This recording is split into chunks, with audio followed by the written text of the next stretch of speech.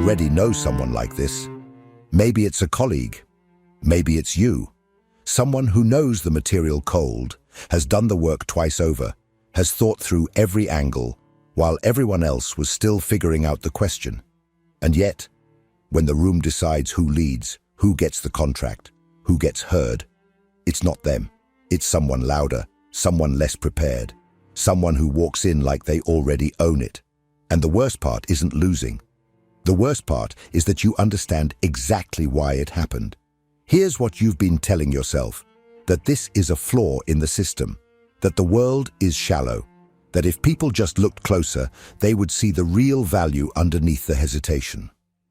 You've been waiting for the world to get smarter. You've been waiting to be discovered. That's not a strategy. That's a trap.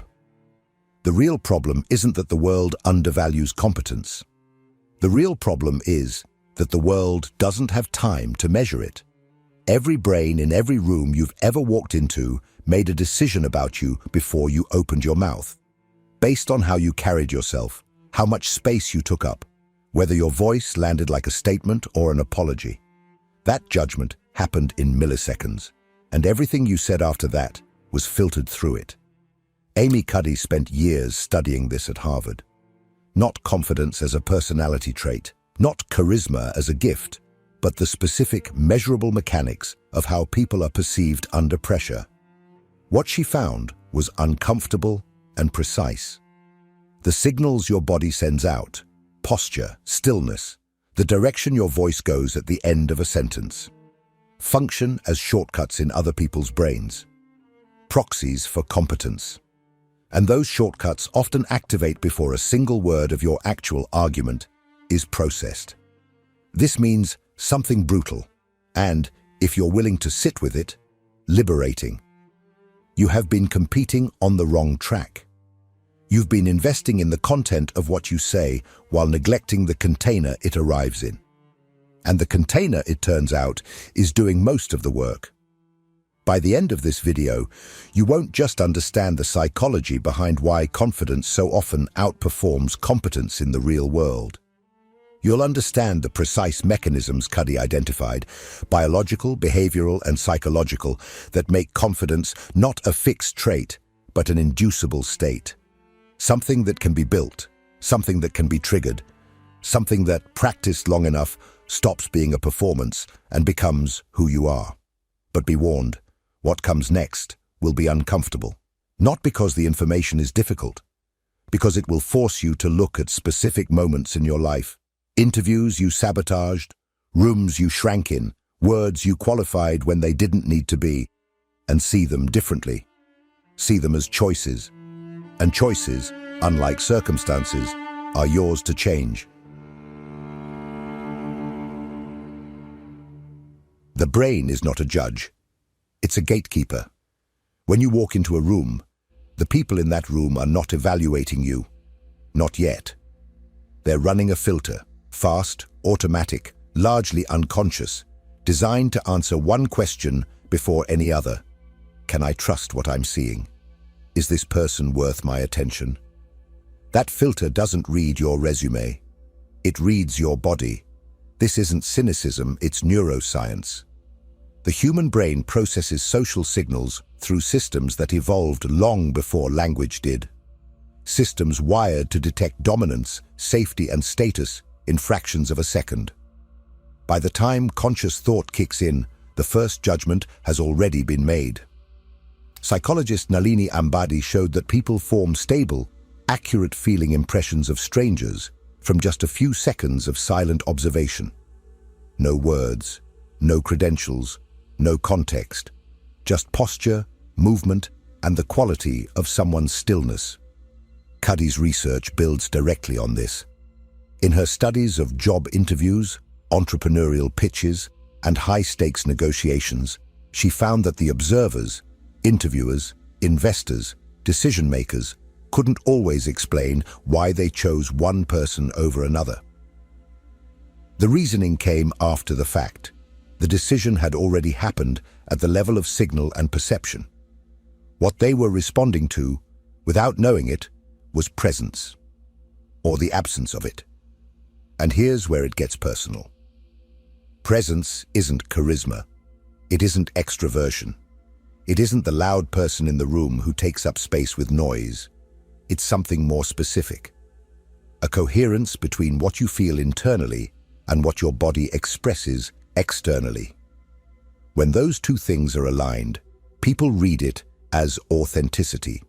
They read it as competence, not because you told them you were competent, but because your body made the argument first and made it convincingly. Now think about what happens when they're not aligned. When you know your material, but your shoulders are pulled in. When you have the answer, but your voice rises at the end of the sentence, turning a statement into a question. When you qualify everything, I think maybe. I'm not sure if this makes sense, but as a kind of preemptive apology for taking up space. Your brain knows what you're worth, but your body is telling a different story, and the room is listening to your body. This is the gap that swallows competent people whole. Not a lack of ability, a misalignment between ability and expression. The knowledge is there, the signal is off. Cuddy found this operating even at the level of venture capital pitches. Investors, when asked why they funded one entrepreneur and not another with a comparable idea, consistently referenced qualities like passion, confidence, and ease. Not the business plan itself. The content mattered. But it only mattered once the signal had already opened the door. The mediocre person with strong presence gets through that door. The expert with collapsed posture and hesitant language doesn't. Not because the world is stupid, because the world is fast. Confidence is the shortcut the brain uses when it doesn't have time for the truth. And it almost never has time for the truth. What this means is that you've been losing a game you didn't know you were playing. The competence game and the confidence game run simultaneously, but only one of them controls the door. The other one only gets heard once you're already inside. The question is, what happens after you realize this? Do you resent the system, or do you learn the other game? If this content is making sense to you, click the subscribe button and subscribe to the channel. Thank you for your support. There is a version of self-sabotage so quiet, you never recognize it as sabotage at all. It looks like preparation. It looks like humility. It looks like being careful. You don't apply for the role until you meet every single requirement. You wait until you've rehearsed enough, read enough, know enough. You hedge your ideas before presenting them, not because you don't believe in them, but because you'd rather diminish them yourself than have someone else do it. You've built an entire system around avoiding the specific pain of trying and being told you're not enough. That system has a name, and it's destroying you slowly. Cuddy's research maps the architecture of this trap with clinical precision. It starts with a belief, I'm not ready yet, which produces a behavior, avoidance, fewer attempts, smaller bets, softer language, and fewer attempts mean fewer successes, which confirm the original belief. The loop closes, the cage builds itself. Meanwhile, the confident person across the table, the one you privately know is less prepared than you, is running the opposite cycle. They attempt more because rejection doesn't register as proof of inadequacy. They present their ideas without apology, so people hear conviction instead of doubt. When they fail, they process it as data, not verdict. And because they attempt more, they accumulate more wins, which build more confidence, which produces more attempts. The gap between you widens, not because of talent, but because of momentum. This is what Cuddy means when she describes confidence as a self-fulfilling prophecy. It isn't just a feeling, it's an engine. And right now, that engine is either working for you or against you. The part that cuts deepest is this. The insecure person and the confident person face the same objective reality. The same rejections, the same failures, the same uncertain rooms. What differs is the interpretation. One person processes failure as information. The other processes it as confirmation of a story they've been telling themselves for years, that they don't quite deserve to be here. Cuddy studied imposter syndrome extensively, and what she found wasn't that high-achieving people who feel like imposters are wrong about themselves. It's that the feeling itself, that chronic gnawing sense that you've fooled everyone, that you're one mistake away from being exposed, becomes a behavioral governor. It limits how much you try, how directly you speak, how much space you allow yourself to occupy. You become smaller, not because you are small, but because smallness feels like protection. And the cruel irony is that the very act of making yourself small is what makes you invisible. The protection becomes the prison. You have been shrinking to avoid being seen and wondering why no one sees you. That cycle doesn't break on its own. Understanding it isn't enough. Something has to interrupt the pattern at the level where it actually lives. Not in your thoughts, but in your body, or everything you believe about confidence is probably backwards. You believe confidence is something you feel first and then express, that you have to earn it internally before you can project it externally, that faking it is dishonest, and worse, that it won't work, because somewhere underneath the performance, the real you is still afraid, and everyone can tell. Cuddy's research dismantles this assumption at the biological level. The body and the mind are not in a one-way relationship where the mind leads and the body follows. The connection runs in both directions. Your posture doesn't just reflect your psychological state, it actively shapes it. The position you hold your body in right now is sending signals not just outward to the people around you, but inward to your own endocrine system. Your body is talking to your brain constantly, and your brain is listening. In her landmark research, Cuddy and her colleagues found that adopting expansive, open postures, what she called high-power poses, for as little as 2 minutes produced measurable hormonal changes. Testosterone, the dominance hormone, increased. Cortisol, the stress hormone, decreased. Subjects didn't just report feeling more confident, their biochemistry had shifted. Their bodies had been nudged into a different physiological state, and their minds followed. This is not self-help. This is endocrinology. Think about what that means. The slouch you carry into a difficult meeting isn't just bad posture. It's a message your body is sending your nervous system, and the message is, we are not safe, we are not dominant, we should be careful here. And your nervous system responds accordingly. Cortisol rises. The threat response activates. Cognitive resources narrow. You become measurably less able to think clearly, speak fluidly, and hold your ground, precisely when you need to do all three. Now reverse it. You stand tall before the meeting, not during it.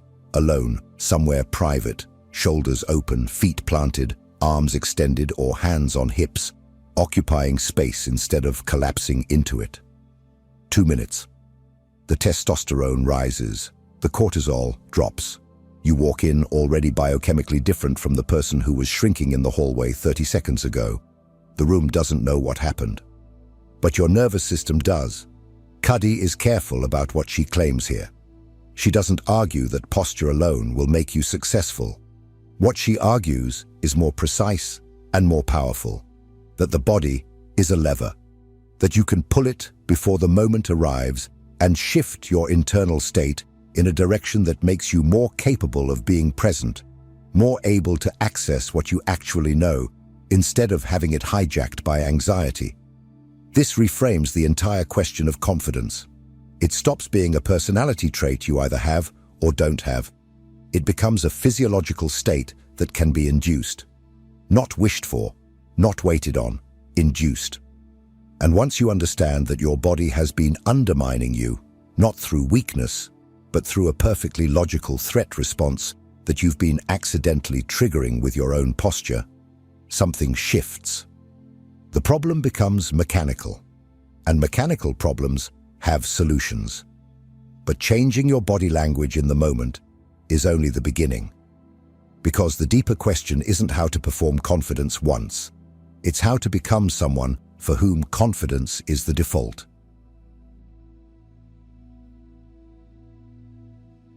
Everyone knows the phrase. Almost everyone misunderstands it. Fake it till you make it is how most people hear it. Push through until you get the result. Perform until the performance pays off. It's practical advice dressed in mild dishonesty. And most people either embrace it cynically or reject it on principle, because pretending to be something you're not feels like a betrayal of who you are. Cuddy's version is different, and the difference is everything. She doesn't say fake it till you make it. She says fake it till you become it. The target isn't the external result. The target is internal transformation. You are not performing confidence to fool the room. You are performing confidence to rewire yourself. This distinction matters because of how the nervous system actually works. Every time you act in a way that's inconsistent with your current self-image, you create a small gap. A moment of cognitive and physiological dissonance. And the brain, which hates inconsistency, begins, slowly, cumulatively, to close that gap. Not by pulling the behavior back toward the old identity, but by pulling the identity forward toward the new behavior. You acted confident. The brain files that. You acted confident again. The brain files that too. Over time, the accumulated evidence begins to rewrite the story you tell about who you are. This is not philosophy. It's how habits form at the neurological level. Cuddy knew this intimately, not just as a researcher, but as someone who lived it. After her brain injury, she had to rebuild her academic identity from nothing. She felt for years like a fraud in rooms where everyone else seemed to belong. A mentor told her something that changed everything. Do it anyway. Show up anyway.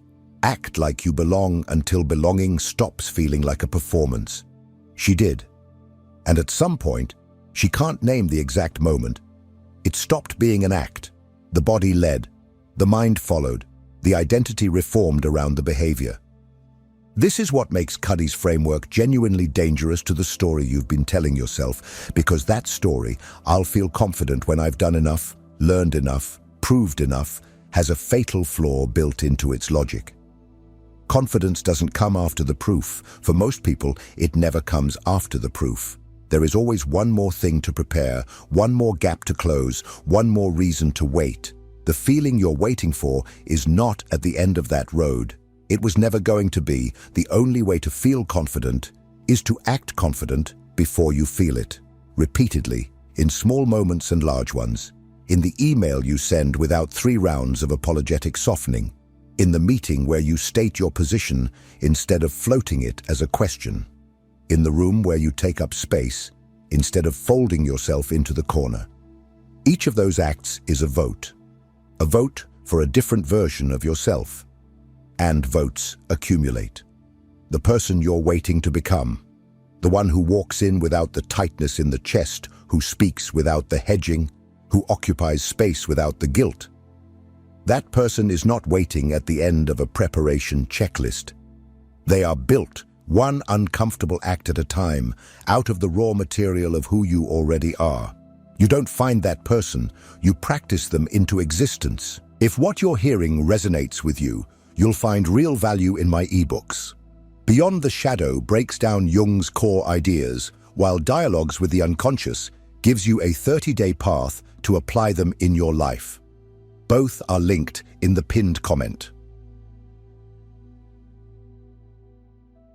Knowing the theory isn't enough. The anxiety doesn't care about your understanding of it. What Cuddy offers isn't inspiration. It's a set of specific, testable interventions. Small behavioral shifts that interrupt the cycle at the exact points where it's most vulnerable. Not a personality overhaul. Not a months-long program. Precise levers, pulled at precise moments, that shift your physiological and psychological state before the moment demands it. Here's what the research actually supports. Before any high-stakes situation, an interview, a negotiation, a presentation, a conversation you've been avoiding, Find 2 minutes alone. Not to review your notes, not to rehearse your lines, to stand in an expansive posture, arms raised, feet planted wide, chest open, the victory V, the Wonder Woman stance. It feels ridiculous. Do it anyway. The hormonal shift is real, regardless of how silly you feel doing it. Your body doesn't require your belief to respond. It just responds. Then, watch your language. This is where most people leak confidence without realizing it. Every, "I just wanted to quickly ask," is a surrender. Every, "This might be a stupid idea, but," is a preemptive apology for existing. Every sentence that rises at the end, turning a statement into a question, signals uncertainty to every brain in the room, including your own. Remove the qualifiers. Not to sound aggressive, to stop undermining yourself before anyone else gets the chance. I suggest X lands differently than "I was thinking maybe we could possibly consider X." Same idea. Completely different signal. Your posture in the room matters as much as your posture before it. Arms crossed in your lap read as closed, small, defensive. Elbows on the table, gestures that move outward, a spine that doesn't apologize for being vertical. These aren't power plays. They're the physical syntax of someone who believes they belong there. And the people around you are reading that syntax whether you intend it or not. Eye contact, not a stare, not a dart. 60 to 70% of the time when you're speaking. Enough to signal presence. Enough to hold the room without threatening it. This is a trainable habit. It just requires noticing how often you look away exactly when you should be holding ground. When you fail, and you will fail, the intervention isn't to feel better about it. It's to process it differently. The confident person doesn't experience fewer failures. They experience the same failures and extract data instead of verdicts. That approach didn't work is information. "I am someone who doesn't work" is a story. One moves you forward. The other keeps you exactly where you are. And before the situation, not just the posture, visualize the execution, not the perfect outcome, not the standing ovation, yourself specifically, moving through the moment with steadiness, speaking without the hedge, holding the pause instead of filling it with noise. The brain processes vivid mental rehearsal and actual experience through overlapping neural pathways. You are, in a measurable sense, practicing when you visualize. The rehearsal is real. None of this is complicated. That's almost the most unsettling part. The gap between where you are and where you could be isn't filled with years of therapy or radical self-reinvention. It's filled with 2-minute posture shifts and deleted qualifiers and eye contact held 1 second longer than feels comfortable. The tools are this ordinary. The resistance to using them is what's extraordinary. Because using them means admitting something you've been carefully avoiding. That a significant portion of what has held you back wasn't circumstance. Wasn't the unfairness of the world. Wasn't the shallowness of the people evaluating you. It was the signal you were sending. And signals can be changed.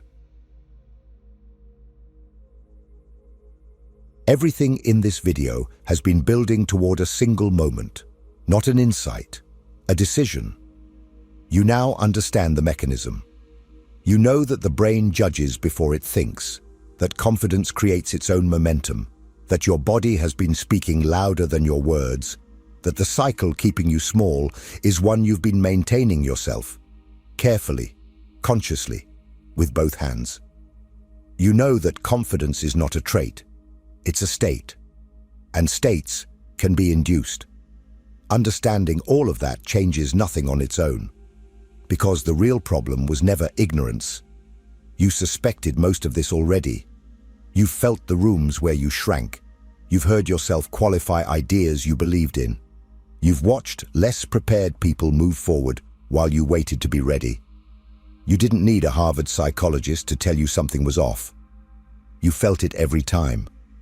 What you've been lacking isn't knowledge. It's permission. Permission to act before you feel ready.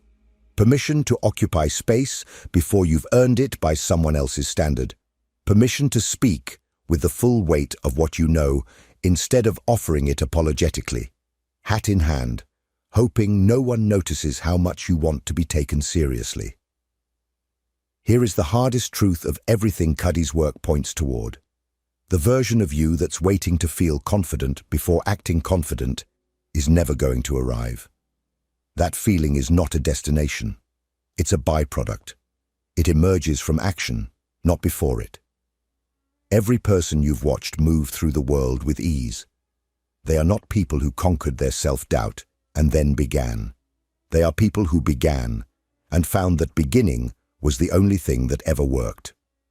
The gap between you and them is not talent. It is not preparation. It is the willingness to send the signal before you feel it internally. To let the body lead while the mind catches up. To vote repeatedly and without guarantees for the person you are in the process of becoming. That is not a small ask. It requires tolerating the discomfort of feeling like a fraud while you act like someone who belongs.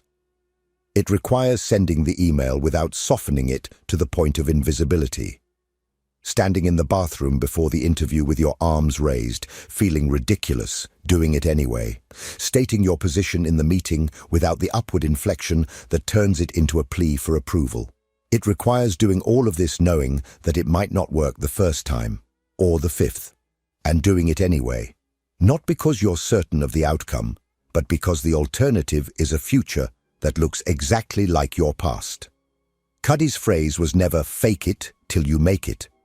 It was "fake it till you become it." The distinction is the whole point. You are not performing for the room. You are performing for your nervous system. You are training a new default. And every single time you act with confidence you don't yet feel, you are laying down one more layer of the person you are becoming. The body changes the mind. The posture changes the chemistry. The performance becomes the reality. And it all starts with a decision so small it seems almost insulting. To stand differently, to speak differently, to stop apologizing for taking up space in rooms you've already earned the right to be in. You have the competence. You've always had it. The only question left is whether you're willing to let it be seen. If this video made you look at yourself differently, even uncomfortably, that's exactly the point. Leave a comment with the one thing you've been waiting to feel ready for. Say it out loud. That's already the first act. Share this with someone who needs to hear it. And if you want to keep going, if you want more of this, the psychology behind why we stay stuck and what it actually takes to move, subscribe. This channel exists for the people willing to face what's true, even when it's inconvenient. Especially then.